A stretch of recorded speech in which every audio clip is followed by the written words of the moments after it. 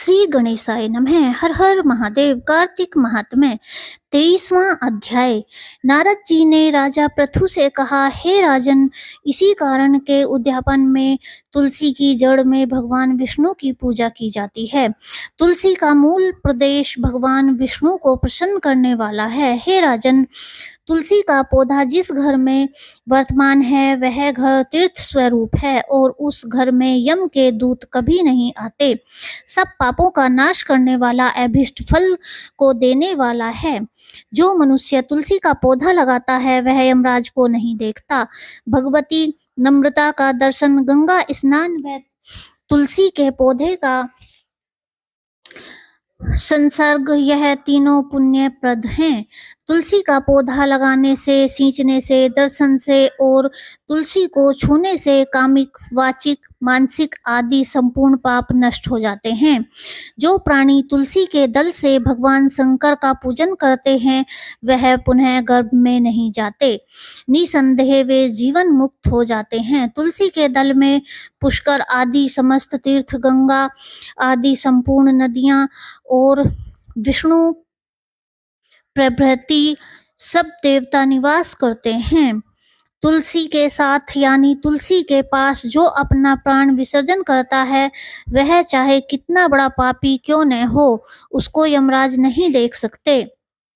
हे राजन, जो लोग तुलसी के कष्ट का चंदन लगाते हैं वह सहज ही मोक्ष को प्राप्त हो जाते हैं। उनके द्वारा किए गए पाप भी उनके शरीर को स्पर्श नहीं कर पाते। हे राजन, जहाँ तुलसी के वन की छाया हो वहाँ पर पितरों के निमित्त दिया हुआ दान सर्वदा के लिए अक्षय होता है। हे राजन, आंवले के वृक्ष की छाया में जो प्राणी पिंड दान करते हैं उनके पितर यदि नरक की यातना भी भोग रहे हों तो भी मुक्त हो जाते हैं। सिर, हाथ, मुंह और देह में जो आंवले को धारण करते हैं उनका विष्णु रूप जानना चाहिए। आंवले के फल और तुलसी के दलों को पानी में मिलाकर जो प्राणी स्नान करते हैं उनको गंगा स्नान का फल मिलता है। जो मनुष्य आंवले के पत्तों और फलों से देवताओं का पूजन करते हैं उनको स्वर्ण, मणि और मोतियों द्वारा पूजन का फल प्राप्त होता है। कार्तिक मास में सब तीर्थ, ऋषि, देवता और सब यज्ञ, सब सूर्य तुला राशि में होता है। आंवले के वृक्ष में वास करते हैं।